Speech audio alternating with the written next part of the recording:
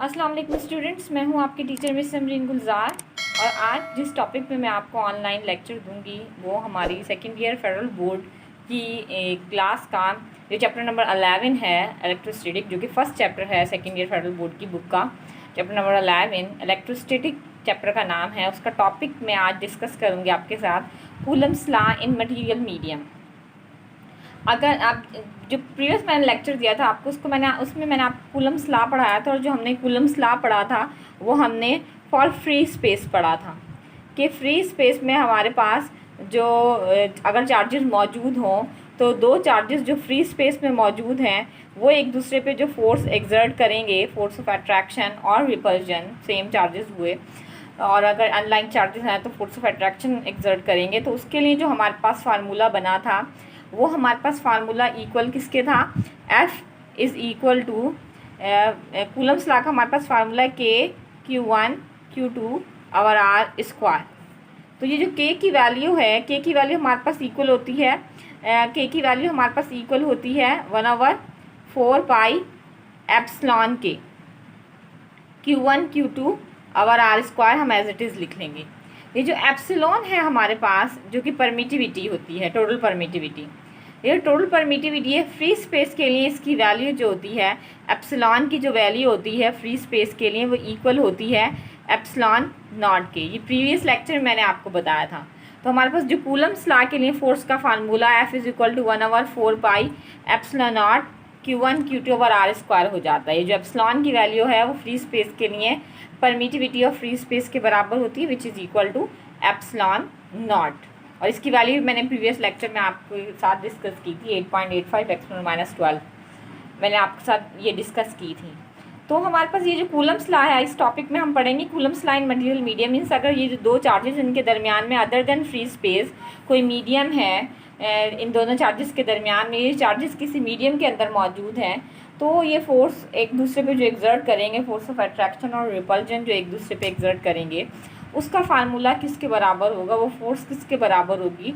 Free space जो हमारे पास epsilon not free space होता है, परमिटिविटी ऑफ फ्री स्पेस, हमारे पास रिलेटिव परमिटिविटी क्या होता है वो मैं इसमें आपको डिस्कस करूँगी।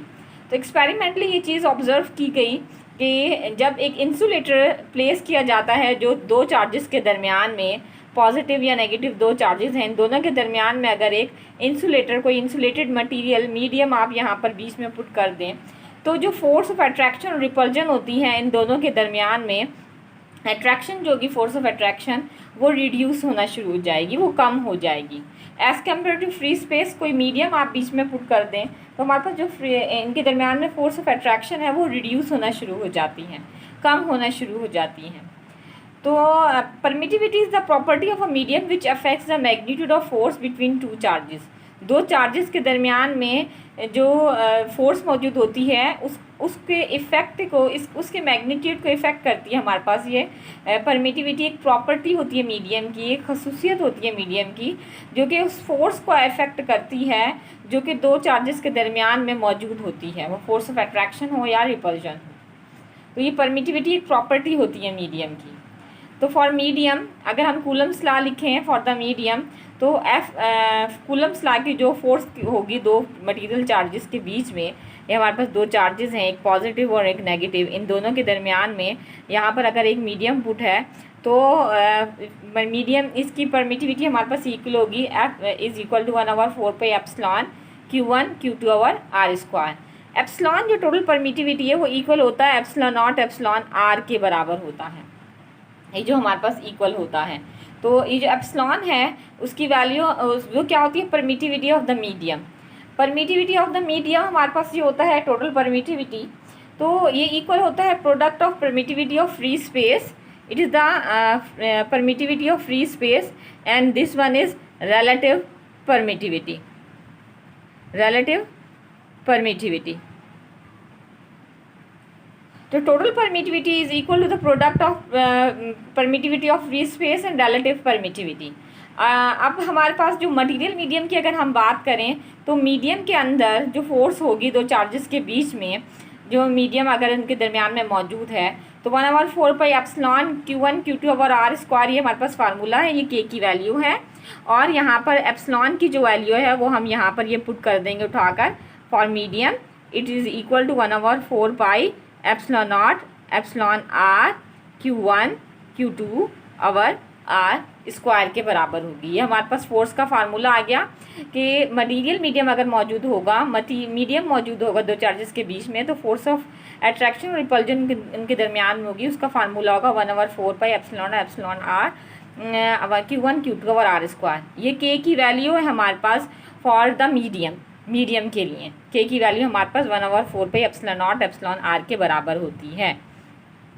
तो हमारे पास अब फार्मूला इसका फर्दर जो फोर्स मीडियम के दरमियान में जो फोर्स होगी वो हमारे पास ये बन जाएगी।